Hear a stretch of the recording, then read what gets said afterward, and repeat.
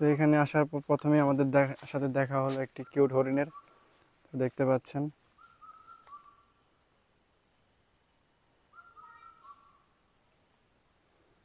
হরিণগুলো দেখতে আসলে মায়াবী।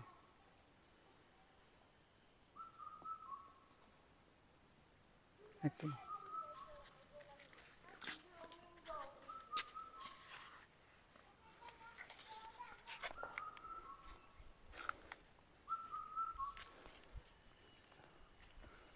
তো এটার মধ্যে অনেকগুলো হরিণ আছে, চাইলে আপনারা সেগুলো দেখতে পারেন। আমরাও এখানে 2 থেকে 3টি হরিণ দেখেছি।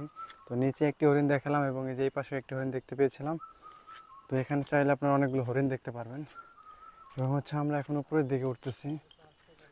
তো অনেকটাই নিচ, যার কারণে হচ্ছে উঠতে অনেক সময় লাগতেছে।